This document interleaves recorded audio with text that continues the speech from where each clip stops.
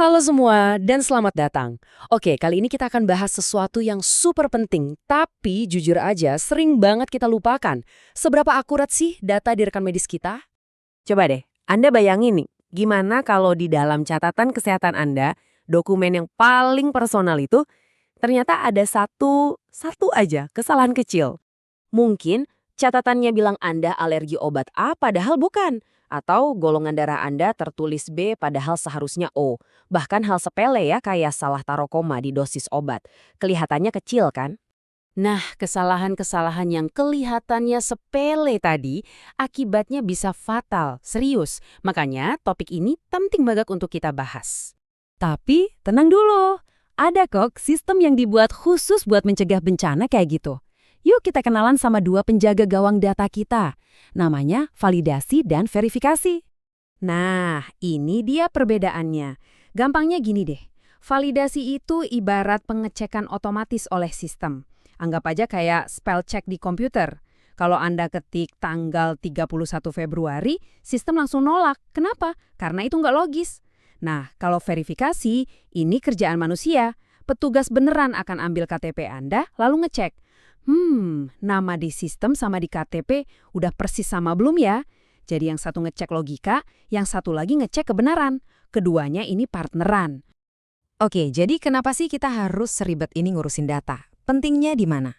Well, ini bukan cuma soal biar administrasi rapi loh. Dampaknya itu jauh lebih besar dari sekedar kertas dan angka. Tepatnya, ada 5 alasan super krusial kenapa akurasi data itu harga mati di dunia kesehatan. Yuk kita bedah satu persatu ya, kenapa data yang akurat itu nggak bisa ditawar lagi. Yang pertama, jelas keselamatan pasien. Salah data bisa salah diagnosis, salah obat. Bahaya banget. Kedua, kepatuhan hukum. Ada aturannya dan ini wajib dipatuhi.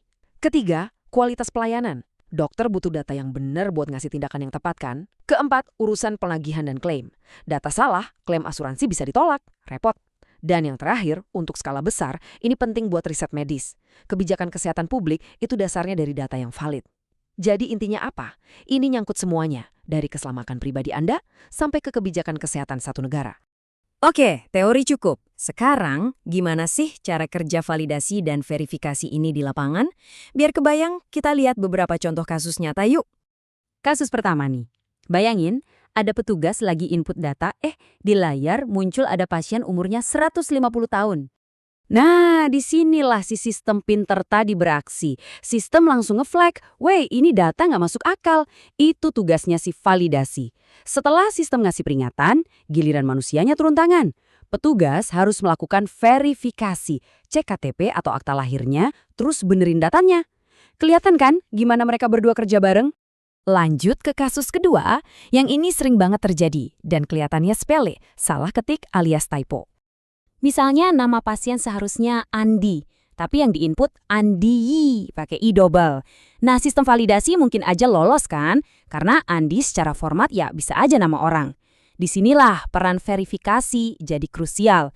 Petugas harus bandingin lagi sama KTP lalu benerin. Karena salah satu huruf aja bisa-bisa resep obat atau hasil labnya jadi nyasar ke mana-mana. Kasus terakhir, ini agak teknis tapi juga sering kejadian. Adanya data ganda atau duplikat. Ini bisa terjadi kalau satu pasien yang sama, datanya ada 2 di sistem. Jadi rekam medisnya kepisah. Bahaya kan? Nah, solusinya gimana?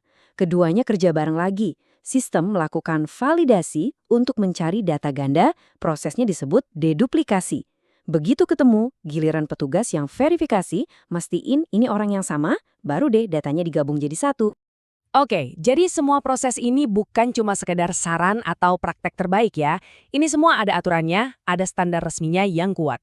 Kalau di Indonesia, kita punya payung hukum yang jelas, yaitu Permenkes nomor 24 tahun 2022. Di level dunia, ada juga badan-badan seperti AHIMA dari Amerika atau HIMA dari Australia yang menetapkan standarnya.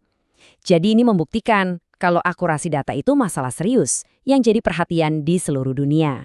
Pada akhirnya, semua teknologi, semua aturan, semua proses ini tujuannya cuma satu. Seperti kutipan ini, data yang baik itu bukan cuma soal patuh aturan atau canggihnya teknologi. Ini soal merawat pasien. Dan itulah inti dari semuanya kan? Jadi, di era serba digital ini, pertanyaannya jadi makin relevan. Sebenarnya siapa sih yang menjaga data kesehatan Anda? Jawabannya, seperti yang kita lihat tadi, adalah sebuah kerjasama, kemitraan antara sistem komputer yang cerdas dan manusia yang teliti. Mereka berdua inilah yang bekerja tanpa henti di balik layar demi satu hal, keselamatan kita semua.